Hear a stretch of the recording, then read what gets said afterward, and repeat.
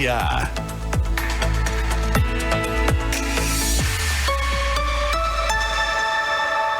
Cassiano Cavalheiro.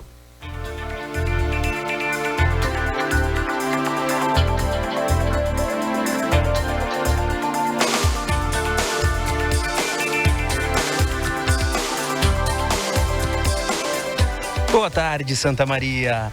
Bem-vindos ao DNA, o programa que revela a identidade da nossa gente.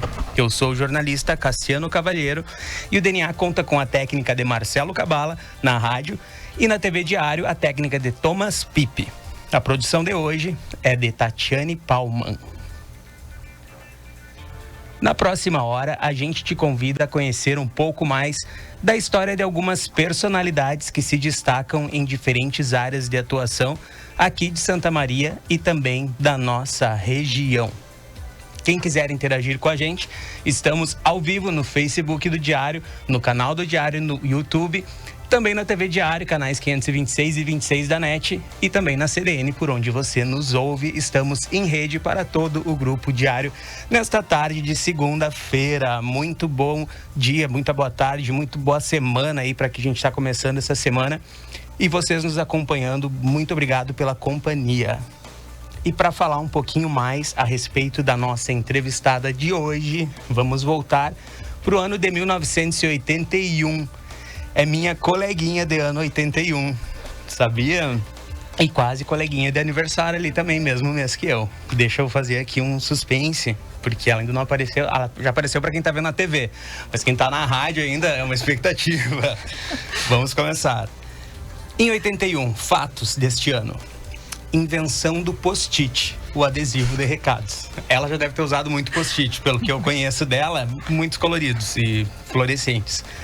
Em 29 de julho, mais de 700 milhões de pessoas acompanharam o casamento de Charles, príncipe de Gales, e da Lady Di, na Catedral de São Paulo, em Londres. No Brasil, Pelé recebia o título de atleta do século. Em Santa Maria, que coincidência, a criação do curso de comunicação visual, hoje desenho industrial. Morreram em 1981 Glauber Rocha, cineasta brasileiro, e Bob Marley, músico de reggae. Nasceram em 81 as cantoras Beyoncé, Britney Spears, Felipe Massa, piloto de Fórmula 1, e a atriz e apresentadora Sabrina Sato. E no dia 30 de maio de 1981, nascia a nossa convidada de hoje, Jéssica Dalcin. Muito bem-vinda, Jéssica. Muito obrigada com essa introdução toda.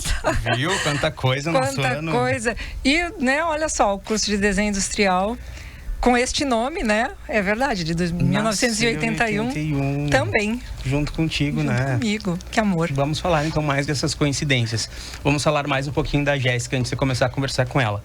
Ela é graduada em desenho industrial pela Universidade Federal de Santa Maria, pós-graduada em comunicação, projetos e mídia pela UFN e mestrado pela UFSM. Atualmente ela é doutoranda em educação. Ela nasceu em Santa Maria, mas passou algum tempo da infância em São Paulo.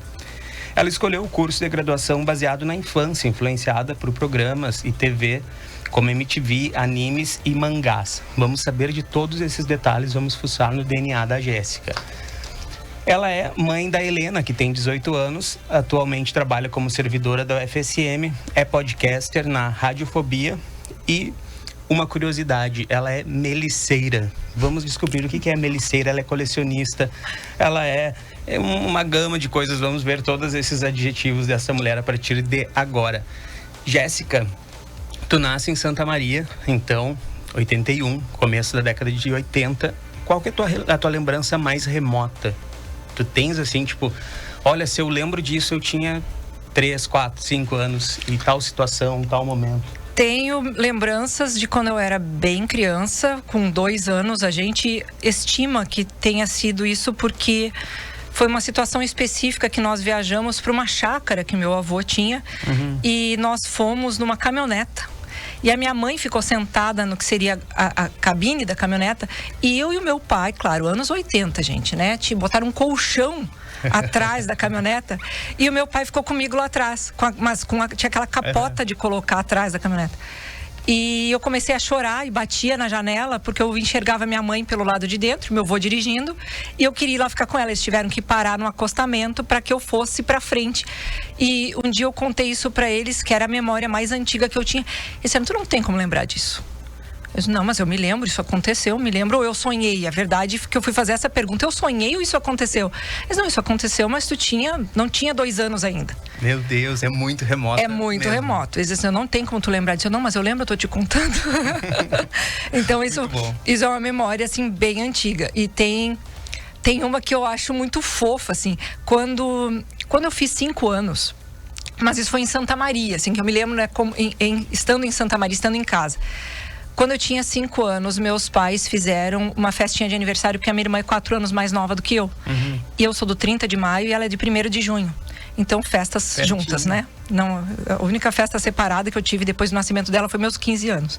E aí, nós fizemos a filmagem do 1º aninho dela e dos meus 5. E uns dias depois, o pessoal entregou a filmagem, que na época era em VHS, né? Uma coisa muito... a família inteira se juntava para ver. E eu tinha aprendido a mexer no videocassete e resolvi eu olhar a fita sozinha. E eu tive uma crise de choro, porque eu já percebi que a minha irmã já não era aquele bebê de 1 aninho. Então eu provavelmente também não era uma menina de 5. Eu já tinha teve assim a noção da passagem do tempo, pela primeira vez. Mas que idade tu tinha? Eu tinha 5 e pouco, 6 talvez no máximo. Nem no máximo tinha passado tanto tempo. Não, acho que pela minha memória não, porque a minha irmã recém tinha começado assim a falar algumas coisas, e ela me viu chorando e foi correndo contar pro pai e pra mãe que eu tinha caído e batido a cabeça. Pelo menos foi isso que eles entenderam, do jeito que ela contou. E eles vieram correndo, você tá bem? Machucou? Não sei o que. Aí eu parei de chorar, não machuquei. Eu tô chorando porque eu comecei a ver o vídeo e eu vi que a minha irmã não é mais pequenininha. Não tá mais daquele jeito. E então um dia a gente vai ficar velho também, vai ficar que nem vocês, né? E os meus pais, mas não para com isso, senão a gente vai começar a chorar também, né? Então, deixa assim, tá tudo bem, não caiu, não machucou, então tá bom. Muito reflexiva. Conta pra mim da década de 80, que a gente bem sabe que a gente pegou uma infância ali riquíssima, né? TV, música, brinquedos. Isso te acompanha ainda hoje? Porque sempre que eu converso com algumas pessoas, eu vejo que as pessoas vivem as fases da vida e meio que passam por aquelas fases e descartam, tipo, né? Uhum. Superam aquelas fases e bola pra frente, tem raras lembranças. E eu sempre digo que eu sou acumulador de fases. Tipo, eu levo todas as minhas fases. Hoje eu tenho coisas da infância, da adolescência, da pré-adolescência, da minha vida adulta, tudo junto, misturado e muito recente, muito presente na minha vida. Tenho a impressão que tu é mais ou menos assim. Me confirma agora ou não. Como é que funciona isso pra ti? Eu acho que as coisas, elas vão nos constituindo, né? Então, eu penso que quando eu me recordo da minha infância, ou a partir do momento que eu me tornei mãe, por exemplo, eu tinha muito medo de não ser uma mãe adequada, né? Muito entre aspas, esse adequada. Porque eu me achava muito criança, muito criançona. Uhum. Eu pensei, como é que eu vou educar uma outra criança? Eu pensei, mas gente, é só eu me lembrar de como eu me sentia quando eu era criança. A gente não pode descartar isso. Eu tenho que considerar isso nas minhas relações de hoje. Então também eu acho que não faz sentido descartar as coisas. Embora, em determinados momentos, até por uma questão de economia de espaço, essas coisas assim, não dá para juntar tanta coisa. Mas eu parto do princípio que existem coisas que são muito significativas. Tanto é que meu mestrado foi em patrimônio cultural, então existe essa materialidade da memória, né? Quando é que eu... às vezes preciso ter, né, um referencial de alguma coisa. A minha memória me basta. Mas se eu tiver algo que reforce aquilo, tem mais peso na minha história. Uhum. Né? É como se fosse um testemunho material daquele momento que eu vivenciei. Então existem coisas muito significativas que eu guardo. E alguns dirão que eu guardo mais do que eu precisaria, talvez eu concorde, mas não me arrependo de guardar. O limite entre o colecionismo e o acumulador, né? Quem coleciona e quem acumula... É a organização. Porque assim, aquele acumulador não se preocupa em ter uma organização, em manter uma beleza, uma harmonia entre os elementos que ele acumula, né?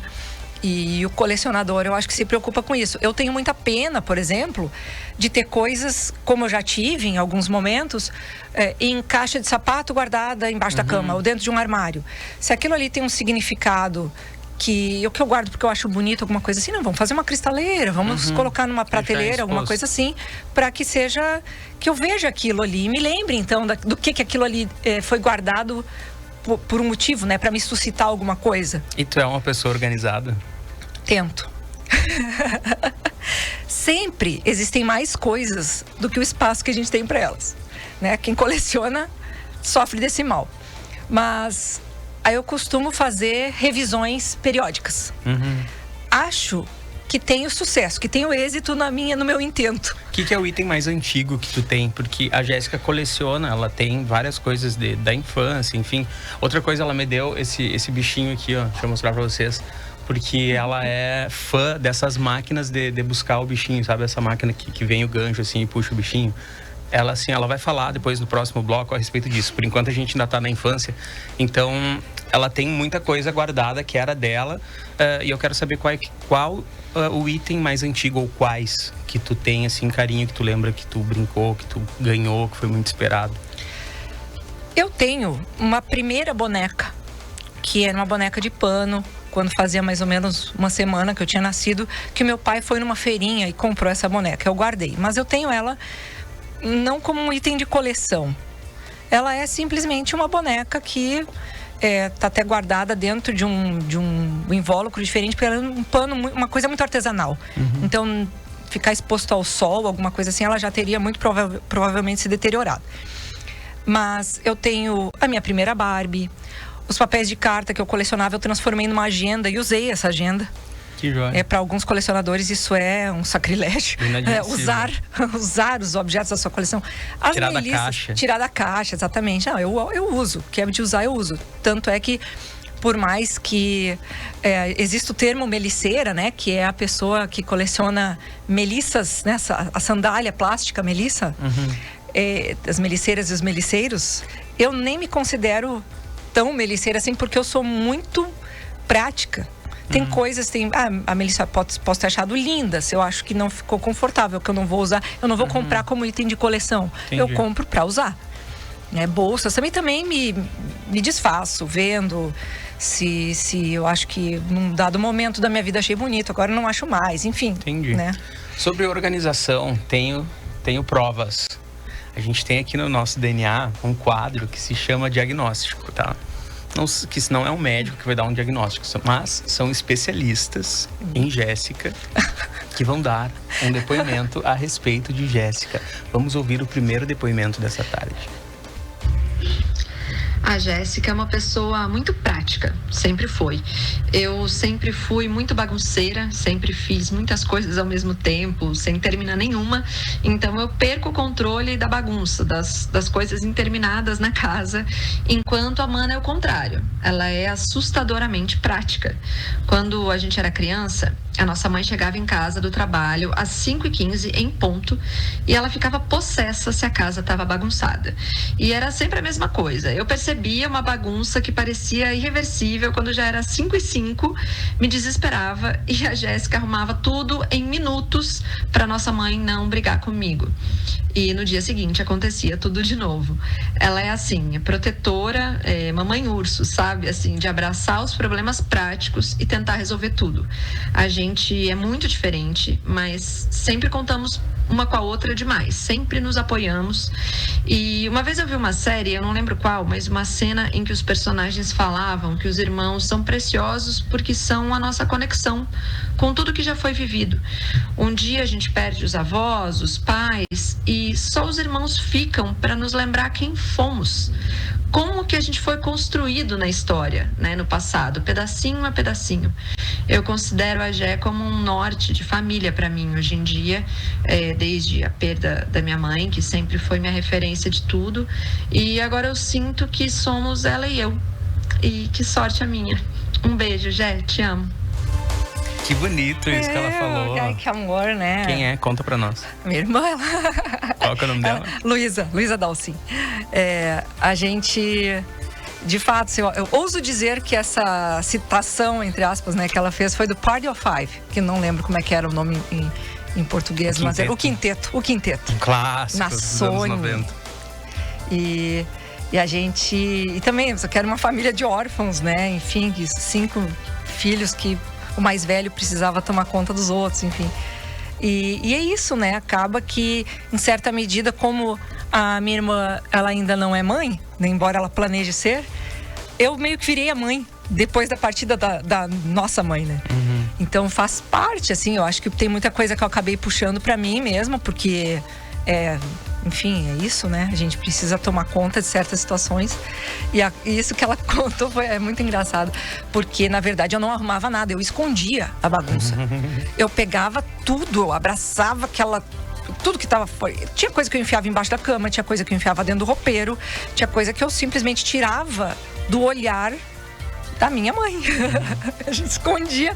E daí ela dava aquela passada de olhos assim: tá bom? Tá arrumado? Tá? O quarto não tá bagunçado? Não tá. Mas se ela abrisse uma porta, era capaz de cair por cima, assim. Então, mas funcionou, né? Estamos aqui. Memórias de Jéssica. No próximo bloco a gente vai entrar então na fase jovem, que ela optou por desenho industrial. Vamos saber o porquê. No próximo bloco a gente volta com mais Jéssica Dalcin aqui no DNA.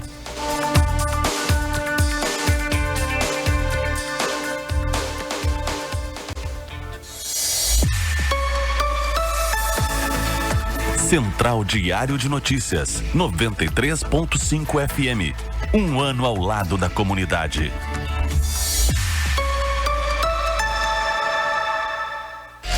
Pampeiro, visite-nos e conheça a nova Volkswagen. Modelos repletos de tecnologia, conectividade, combinados com segurança e desempenho. Surpreenda-se com Taos, o seu novo SUVW. T-Cross, vencedora do maior comparativo da revista 4 Rodas. E conheça o Nivus, único SUV com o P do mercado. Pampeiro, sua concessionária Volkswagen em Santa Maria e região. Rua Serafim Valandro, 1133, ou baixe o app da Pampeiro para saber mais. Volkswagen. Adquira conosco uma assinatura do jornal Diário Combo Impresso mais digital e ganhe um brinde especial. Ligue para a nossa central de atendimento 3213-7272 ou acesse o nosso site www.diariosm.com.br. Escolha a modalidade com planos e desconto especial. Diário, cada vez mais perto de você.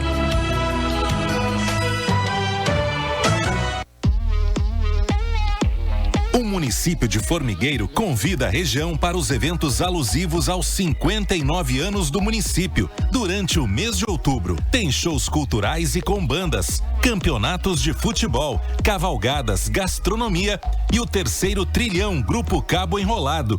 Confira a programação completa nas redes sociais. Venham comemorar conosco e serão muito bem-vindos. No programa Meu Pet é Pop, o seu melhor amigo tem o espaço que merece. Todos os sábados na TV Diário e Rádio CDN, às 15 horas, uma edição inédita do Meu Pet é Pop. Não perca! Vem aí a primeira edição da Copa Diário de Futsal. Inscrições abertas até o dia 6 de outubro. O maior campeonato da região central de futsal. Informações. Você liga no 996-47-1106 com Panis Esportes.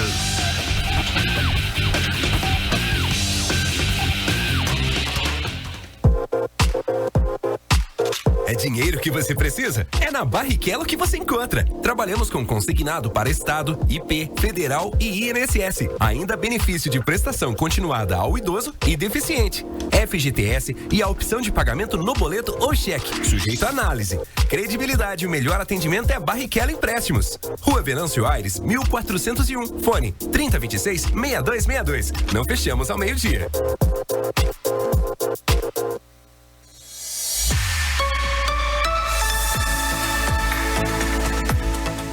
DNA.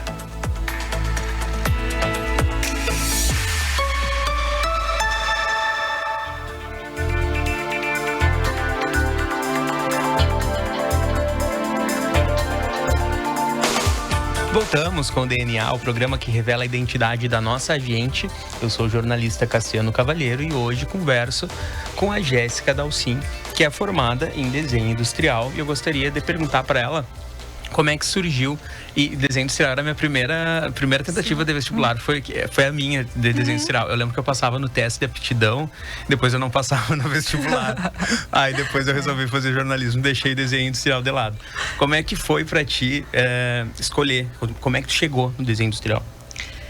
Eu tinha uma preferência por determinadas coisas, por exemplo, desenhar. Eu gostava de desenhar, eu gostava de observar o estilismo nos filmes ou nas próprias bonecas, né, nas Barbies e tal, como é que as roupas eram combinadas. Gostava de papel de carta muito em função da... Imaginei, eu estou relacionando isso agora, assim, a função de escrever a carta. Eu achava que um papel de carta, que era uma grande estampa, não era um papel de carta, era um mini pôster. Eu achava que tinha que ter uma integração com o lugar de escrever, como se fosse uma moldura, alguma coisa assim. E como juntar esse achismo todo para alguém que tem lá 14, 15, 16 anos, né? Aí eu peguei era uma revista que a universidade lançou, que na época tinha a Feira das Profissões. E isso tinha lá em ordem alfabética, eu brinco, ainda bem que desenho industrial tá no D, senão eu ia ter ido até a zootecnia lá, né? Eu ia ter lido o catálogo inteiro. E ali que eu entendi que existiam várias funções e que o termo desenho industrial às vezes é muito entendido como algo maquínico, né, por causa da palavra industrial. Sim. Quando na verdade o desenho projetual. Quando a gente fala em desenho industrial, é aquele projeto feito para ser publicado, enfim, em caso de livros e tal, que o meu caso é programação visual, habilitação. Mas tem móvel, tem joalheria. Eu queria fazer capa de disco, eu lembro. Isso, é a programação visual. É como desenvolver os projetos para que seja feita uma escala daquilo ali, né? Um desenvolvimento industrial daquele item. E aí isso explicava nesse catálogo que era possível fazer estampa de camisetas, história em quadrinhos, pôsteres, dava algumas coisas assim, diagramação de revista, diagramação de livro. Isso muito antes da gente ter uma internet como se tem hoje, era uma internet de escada e muito ruim, então nem se entrava em mérito de diagramação de sites, interfaces e tal, que hoje qualquer jogo, qualquer coisa, as próprias redes sociais, tudo precisa ter uma navegação, né, que seja interativa, que seja intuitiva. E então foi uma escolha na época muito em função desse catálogo, e eu gostava muito de desenho japonês. Era desenho japonês, era o nome, né? A gente não chamava assim anime. Anime já foi um pouquinho mais pra adiante. O que tu via de desenho japonês na época? Quando eu era bem menor, tinha o Pequeno Príncipe, tinha uma chamada Honey Honey. Eu adorava. Que eu adorava, era muito fofo. E tinha a música da abertura que a gente não entendia nada, mas eu ficava cantarolando. Era muito bom. Aquele que tinha o JJ, o Zillion. Zillion passava no show da Xuxa na época, então eu me lembro de ter visto aquela estética, aquela aparência dos olhos grandes e pensar, nossa, isso é diferente do que tudo que eu já vi até hoje. O que eu tinha visto? Eu tinha visto Thundercats e He-Man, né? Então, o repertório também não era tão grande assim. Era bem 80, bem colorido. Mas me chamou muito a atenção. E daí eu comecei a perceber em outros canais, eu não lembro onde é que passava Honey Honey, mas era no SBT, passava na Simone de manhã muito cedo. Imagina. E aí eu lembro que era eu percebi que aquilo era um estilo. Quando em outro canal, em outro programa, apareceu um desenho com aquela similaridade de design de personagem, opa, tem algo aí, tem um estilo aí que eu gosto. E isso aí fez com que eu desenhasse, né, no colégio e tal, copiava os personagens e fazia coisas pra mim, desenhar no caderno e tal. E eu tinha muito a ideia de trazer, eu já era um pouquinho mais velha quando eu conheci o Estúdio Ghibli, com o Totoro, né? E eu queria, de alguma forma, os delírios da jovem Jéssica. Eu queria trazer para o Ocidente essa linguagem para que ela ficasse popularizada. Porque ainda era uma coisa que não se tinha. Eu pensava assim, nossa, se um dia eu fizer se eu me tornar uma agente de alguma coisa, nesse sentido da comunicação, e apresentar O Estúdio Ghibli pra Disney, como se a Disney não soubesse da existência do Estúdio Ghibli. Mas eu lá nos meus 14 anos, ou sei lá, 13 anos, eu pensava, nossa, isso vai ser revolucionário. Mas daí teve o quê? Uns 2 anos depois e teve Pokémon. E aí foi Cavaleiros do Zodíaco. Bom, Cavaleiros do Zodíaco, eu criei uma fanbase no colégio, porque tinha que ter TV, não era TV a cabo, era com antena parabólica. Passava na manchete. Passava na manchete. E então eu tinha 2 fitas VHS que eu gravava, tirando os intervalos para os meus amigos terem a melhor experiência assistindo Cavaleiros do Zodíaco. Gravava a semana inteira e entregava para os meus amigos. Enquanto eles estavam com a fita circulando entre eles, eu estava com outra gravando em casa. Para ter com quem conversar. Senão eu assistia Cavaleiros do Zodíaco sozinha. Muito bom.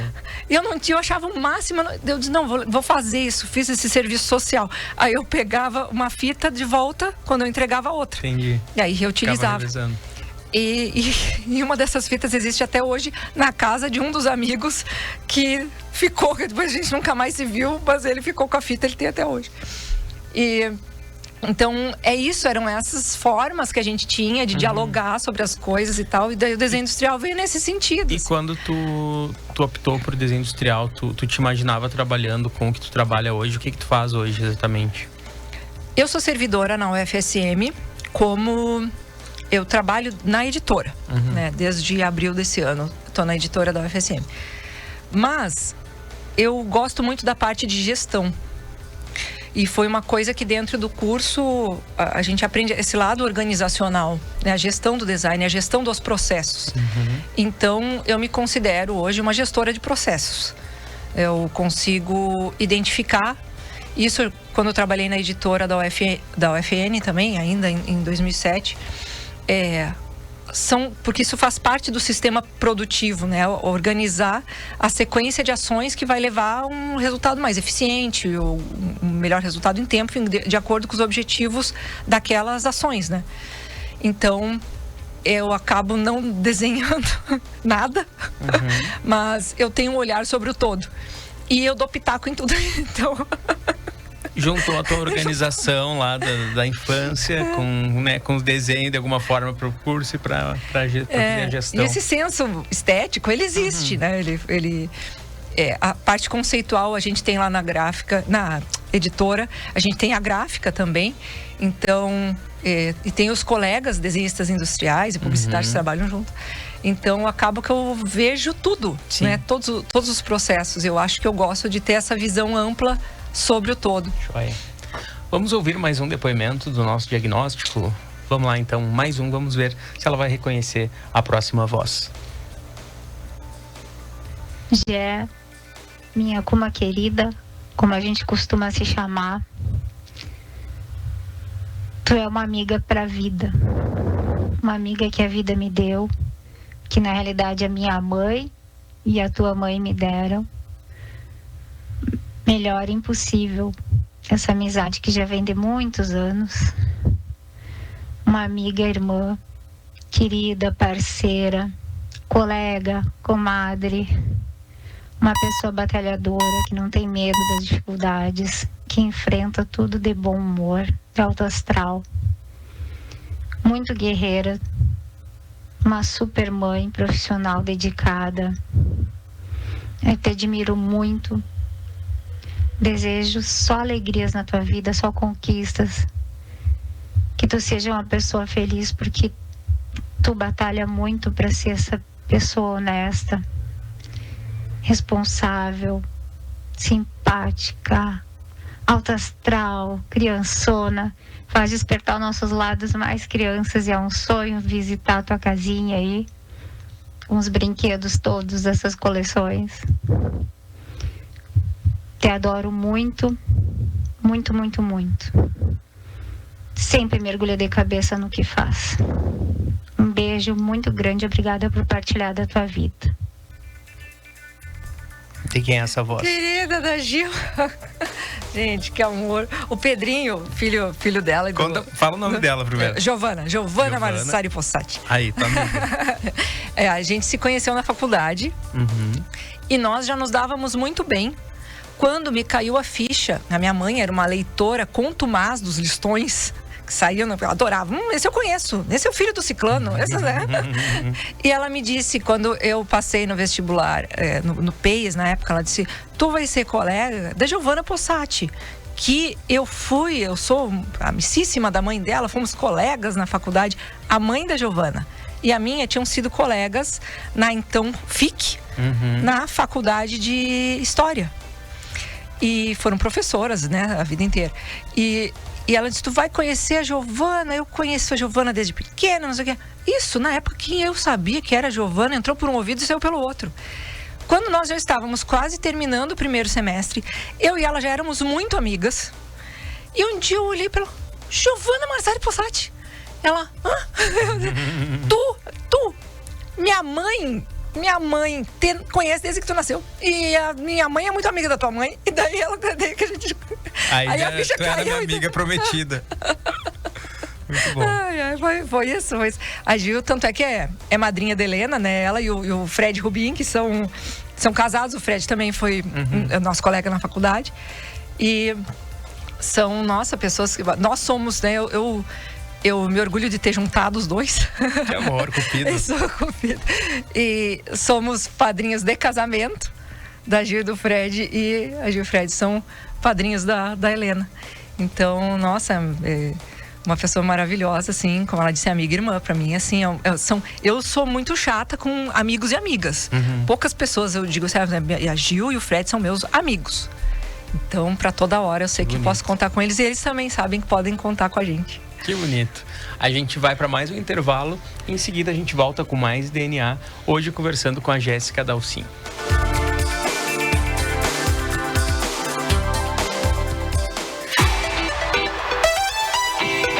Seja um líder no sistema cooperativista. Matricule-se no programa de pós-graduação em cooperativismo, liderança e integridade corporativa da Fadisma. 100% EAD, 20% de desconto para associados ou colaboradores de cooperativas. Conheça os benefícios em fadisma.com.br/MBA.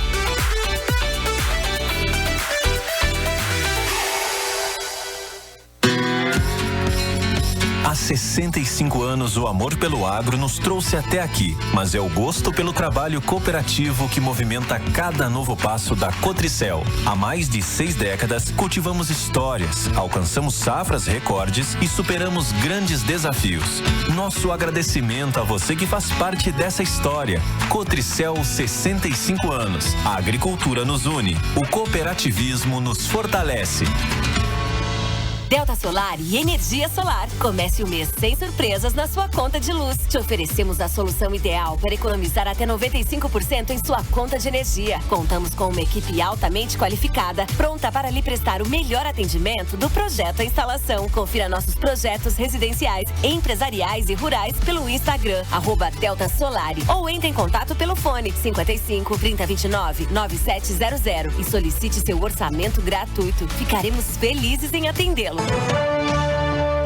Adquira conosco uma assinatura do Jornal Diário Combo Impresso mais digital e ganhe um brinde especial. Ligue para a nossa central de atendimento 3213-7272 ou acesse o nosso site www.diariosm.com.br. Escolha a modalidade com planos e desconto especial. Diário, cada vez mais perto de você.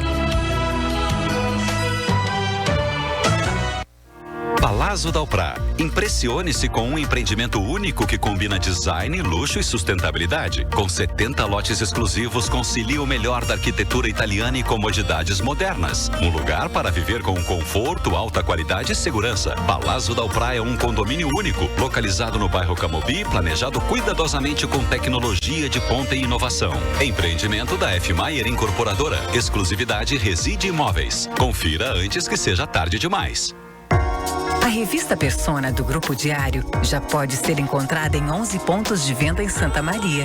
Garanta a sua Persona, uma revista influente, criativa, relevante, otimista e diversificada.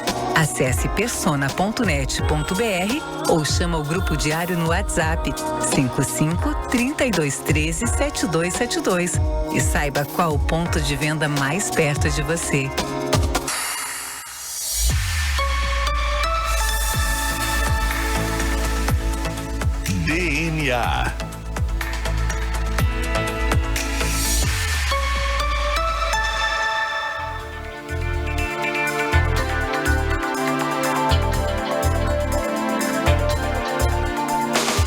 voltamos com o DNA, o programa que revela a identidade da nossa gente. Hoje, eu, Cassiano Cavaleiro, estou conversando com Jéssica Dalcin, que é formada em desenho industrial, que é nerd, que é meliceira, ela é podcasteira, ela é entrevistada, ela conversa, ela gosta desses bichinhos aqui, que é o nosso próximo tópico. Não sei se vocês já notaram na cidade, mas, aliás, quem está nos ouvindo na rádio, né? Eu estou com um bichinho de pelúcia na mão, que a cidade foi invadida aí por máquinas, né, que tem um gancho e um monte de bichinhos de pelúcia, e as pessoas botam ali um dinheirinho e o gancho vai e pega os bichinhos, e muitas vezes não pega o bichinho, né? Bota um dinheirão também. Mas ela é expert profissional. Se vocês virem ela caminhando aí por perto de uma máquina, peçam pra ela jogar pra vocês, que é garantia de bicho de pelúcia. Conta pra mim, Jéssica, como é que surgiu essa paixão pelos bichinhos de pelúcia? Tu já tinha, era um nicho das tuas coleções, pelúcias, ou começou agora em função dessas máquinas? Em 1992, tinha aqui em Santa Maria, 92, 93, tinha aqui em Santa Maria o Firefox Flipper, ali que ficava abaixo do calçadão. Ele ficava na segunda quadra da Bozano. Tá, é que ele teve vários lugares. Teve vários lugares. Teve no shopping. E na época, eu não sei qual foi a primeira vez que eu vi uma máquina dessas, eu tenho a impressão de ter sido uma feísma, talvez. E também houve essa invasão. Nós íamos pra praia e tinha essas máquinas, e em seguida veio pra cá. Como se, vamos assim, normalmente, né, feísma acontece em novembro, então a gente, digamos, foi pra feísma e eu vi que tinha uma máquina dessas, a gente brincou e tal. Aí fomos pra praia e tinha. Aí quando nós voltamos ali, talvez março, abril, aqui em Santa Maria tinha começado a aparecer em várias, mas era assim, em papelarias, em padarias, não era tanto assim em posto de gasolina, por exemplo, como tem agora, não era tanto, eram locais específicos. Mas a primeira vez que eu joguei numa máquina dessas foi na época que eu morei em São Paulo, que nós fomos no Play Center, né, o extinto Play Center, e passamos lá um dia em família, fizemos piquenique e tal, e tinha essas máquinas como em vários parques. Tem máquina de tiro ao alvo, máquina de ganhar um prêmio, né, de alguma coisa, e tinha essas de pegar pelúcia. Eu tenho o ursinho que eu peguei lá no Play Center, tenho até hoje. Bem judiadinho, tadinho, mas tá ali, tá bem. E foi um rapaz, enfim, que meu pai na época botou algumas moedinhas lá, não faço ideia de qual seria o custo hoje, né? Mas nós não pegamos nada. E aí, um rapaz colocou como se fosse o equivalente a 3 fichas e pegou 3 pelúcias. Mas olha, profissional. Aí nós olhamos assim, a gente botou, a gente não conseguiu pegar nada. Como é que tu faz? Tem algum segredo? É sempre a mesma pergunta, até hoje é pergunta que não quer calar, tem algum segredo? Ele nos deu algumas dicas, ele disse, olha, como são 2 eixos em que a garra transita, esses vidros são feitos para dar uma leve... E a gente também, a nossa percepção, às vezes, a gente pensa que a garra está mais para frente ou mais para trás do que ela realmente está. Então, sempre é bom de ir em 2 pessoas para ver os 2 eixos. Então, fica, né, a garra, o alvo, fica mais acertado quando tem 2 pessoas observando. Outra coisa, o bicho tem que estar bem soltinho, a garra não vai ter força de fazer ele desenterrar. Digamos assim, que você vê que é uma pelúcia e só tem a cabecinha do ursinho para fora. Não adianta querer mirar nela. Tem locais em que aquele trilho que a garra circula no teto da máquina, simplesmente tem algum bicho que está para além da garra, para além da onde a garra chega. Então, às vezes, a pessoa bota o dinheiro e daí que ela vai ver que o bicho que ela gostaria de pegar não está acessível. Ou, tá ali no campo. Ou que simplesmente não tem algumas vezes a gente bota o olho e diz, não, aqui não sai nada. Ah, mas a máquina está com um monte de bicho. Mas não tem nenhum que esteja nas condições de facilidade, vamos dizer, que são essas, assim, na verdade não tem um grande segredo. Tu tem quantas pelúcias? Eu não sei. Muitas? Tenho muitas. Já gastou mais que tu deveria? Mas isso não se pergunta, Cassiano. Isso eu já gastei mais do que eu deveria em tudo. Em melissa, em urso, em tudo. Mas não... Ainda não me arrependi, assim, acho que... Dá uma emoção. Qual que é o barato, assim, de jogar as máquinas de pelúcia? É uma satisfação de pegar? Eu acho que tem gente que gasta dinheiro indo pra balada, que gasta dinheiro bebendo. Eu gasto dinheiro com pelúcia, entendeu? É a minha resposta clássica também, quando me perguntam dos meus brinquedos. Por que coleciona boneca? É exatamente essa a minha resposta. Cada um gasta no que quer gastar. Não bebo, gosta, não faço nada demais, hein? Também, então amiga. É isso. A gente é super gêmeos, viu? De 81, de maio, não bebemos, não fumamos. Mas tu é de maio gêmeos ou tu é de maio touro? Eu sou touro. Minha lua é em touro, viu? Então a gente tá quase. Né?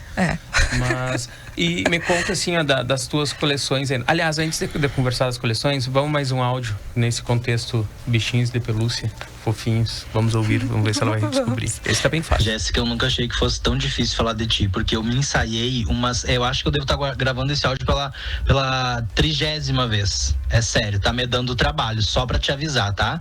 É muito amor envolvido pra eu estar mandando esse áudio pra ti. A Jéssica é a pessoa mais iluminada que vocês possam conhecer.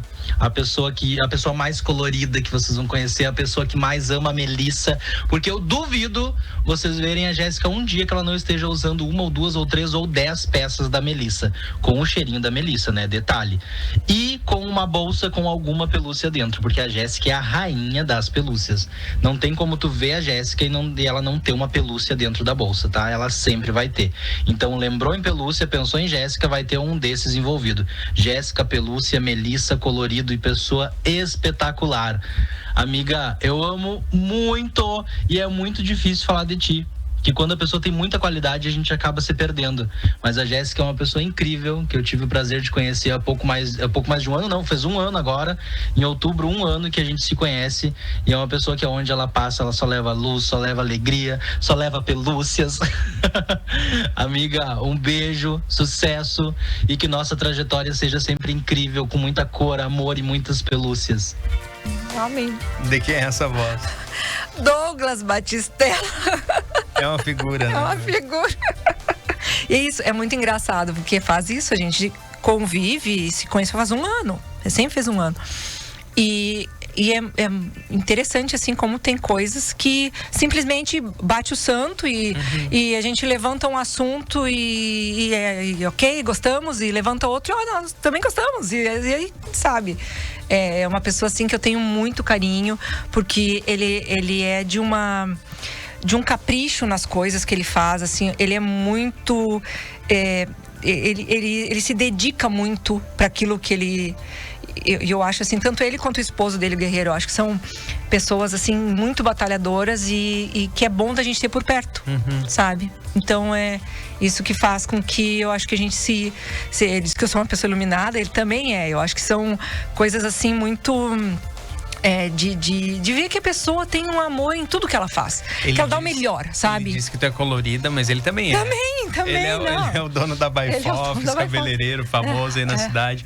Beijão pro Doug. Vamos seguir o baile aqui. Eu acho que eu vou pedir mais áudios. Quem sabe a gente passa mais 2, os últimos da tarde. Pode ser? A Jéssica é uma estudiosa convicta. Ela se propõe e faz.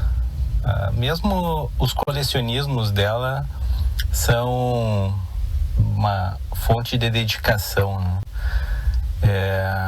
Talvez até, acima de tudo, uma fonte de organização. Ela gosta muito de organizar as coisas, ter tudo em ordem, e isso se reflete no nosso relacionamento. A gente está junto já há mais de 20 anos, temos uma família incrível, uma filha maravilhosa, e é uma relação que eu espero que dure por mais uma eternidade. Eu te amo muito, meu amor, e espero que a gente tenha aí muitas aventuras pela frente. Um beijo. Falar da Jéssica é bastante fácil, porque a gente lembra de todas as coisas boas que ela, desde pequenininha, assim, a gente traz essa lembrança. Então, quando ela nasceu, ela sempre foi muito observadora, e eu vi isso nos primeiros momentos que a menina da enfermagem trouxe ela para eu ver, e ela já estava com os olhinhos abertos, ficou me olhando, prestando atenção no ambiente, observando tudo. Bem diferente, né? As crianças normalmente vêm chorando, vêm com os olhinhos fechados, né? E ela não. Isso me chamou bastante atenção. E assim ela é até hoje, bastante observadora. Outra coisa importante, assim, que eu acho, ela é muito prestativa. Pequenininha, tem uma foto dela colocando meia na Luísa, que é a irmã menor. Então a gente sempre vê ela vendo a maninha sem meia, ela pegou a meinha, foi lá e foi botar na maninha. Então isso é um pouco diferente também, né, nela. E ela sempre foi uma menina muito amorosa, preocupada, pé no chão. E tem uma história de quando ela era pequenininha, que a minha mulher comprou uma colcha lisa, e quando voltou da escola, ela chamou a mãe, vem ver o que eu fiz. Ela tinha desenhado toda a colcha com caneta, com florzinha, estrelinha, e minha mulher ficou brava, ela disse, mãe, estava feia aquela colcha lisa. A minha mulher teve que explicar para ela, né? Então foi bem engraçado, isso marcou bastante, desde pequena a gente às vezes lembra dessa história. Já botando em prática o desenho industrial, a estamparia. Essa foi a minha primeira arte como designer. Desde a infância. Aí a minha mãe disse, olha, eu lavei, mas a mãe gosta dela assim, lisinha, tá? Não desenha, a gente dá assim, papel, caneta, te dou o caderninho que tu quiser. O lençol, não. Tá bom, né? Eu tinha dado o meu melhor, eu achei que tava bem bonito o jeito que eu tinha deixado. Viu? Já era ali um presságio que ia rolar. Me fala o nome dessas duas pessoas que falaram. Pô, não sei. Primeiro o Evandro, o amor da minha vida. Mais de 20 anos. Evandro Bertol. E meu pai, José Edson Paz da Silva. São pessoas assim, bom, tanto é que o referencial, quando me pediram um contato, eu dei o telefone do Evandro. Eu disse, olha, é uma pessoa que me acompanha no dia a dia, né? Então, existem todos os altos e baixos inerentes a um convívio do dia a dia. E aí eu acho que a pessoa tem uma visão talvez mais honesta, mais transparente, assim, de que não é tudo lindo e maravilhoso, né? Então, assim, né, eu não sabia o tipo de pergunta que vocês iam fazer, né? Diz uma qualidade, diz um defeito, diz uns, né? Você teria uma visão, assim, mais do cotidiano. E daí, claro, o Evandro foi meu bicho na faculdade, né? A gente fez a faculdade juntos e foi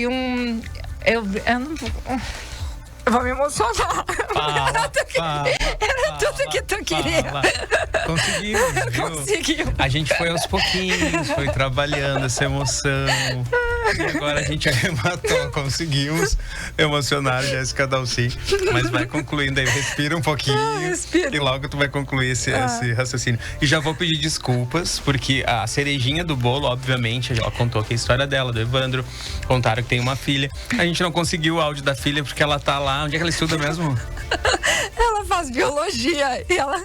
É no outro campus, né? Ela tá no CAPA, ela tá em São João do Polesine, aquela região. Difícil acesso. Isso, difícil acesso. E a internet lá deve estar complicado. E ela viu que tinham telefonado. E ela disse, alguém me telefonou, mas eu não sei quem era. Viu? Era aquela lá, ó, Tati Palma, nossa produtora querida que estava atrás desse áudio, mas na próxima vamos conseguir. Mas viu, conseguimos chegar ao ápice da emoção. Aqui na elaboração ali do casal culpado pela... Não, o Evandro é o meu parceirão, assim, a gente é muito amigo. Para além do casado, né? Eu acho que a gente tinha muito parceria. Juntou as nerdices dos dois. Então a gente tem muita ideia junto, planeja junto e se envolve nas coisas do outro, sabe? Então isso faz com que a gente tenha, por exemplo, o nosso apartamento lá cheio de bugiganga, e isso não seja um incômodo pro outro, por exemplo. Imagina, né? Que máximo. Porque tem casal, você pode não gostar, pode dizer, não, essa tralharia, né? E não é. Lá as nossas coisas se completam, e daí eu acabo tendo a justificativa de que eu coleciono por mim e por ele também. Ele gosta, ele não pode muito dizer assim, eu gosto de tal coisa, porque daqui a pouco aparece a Jéssica com várias dessas coisas que ele disse que gosta. Então, isso mas é uma alegria, assim. Eu e acho a Helena acompanha vocês, a filha acompanha nas nerdices, na coleção? Acompanha, ou ela é um pouquinho mais na dela? Mas ela tem os gostos, as nerdices dela, né? E a gente deixa também, porque por respeito à individualidade, eu tinha...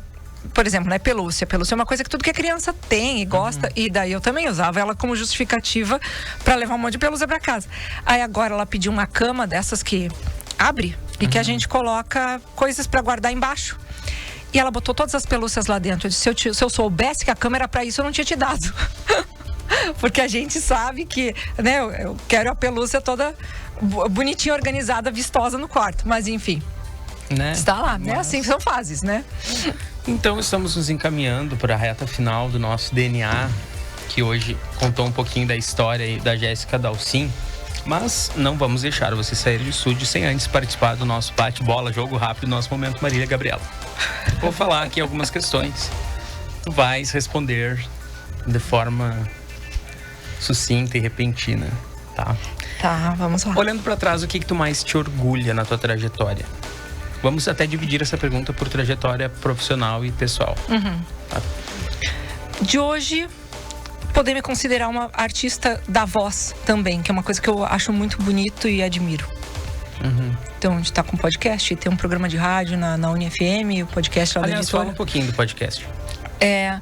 Um dos motivos de eu ir para a editora da UFSM foi porque eu tenho um trabalho junto do podcast Radiofobia, que é uma coisa assim que muito me diverte há 4 anos. E aí, junto disso... Quem quiser acompanhar é por onde? Tem o YouTube, colocando Radiofobia, no Google vai aparecer as redes, enfim. Vocês tratam de? São assuntos variados. Tem assim, os que eu costumo participar são relativos mais a coisas do cotidiano. Teve um último sobre feminismo, esse podcast, que foi bem legal. Algumas coisas de humor, mas assim, muito... É muito variado, não tem... É um grupo muito diverso e daí, na verdade, os assuntos que esse grupo gosta. A gente fala de filme, fala de séries, várias coisas. E o Leandro Lopes, mais conhecido por Léo Lopes, é uma pessoa que eu acompanho desde 2009. Então, nós tínhamos, fora do Radiofobia, um convívio de rede, porque, na verdade, nós não nos conhecemos ao vivo até hoje. Espero que em dezembro, agora, na CCXP, a gente se encontre.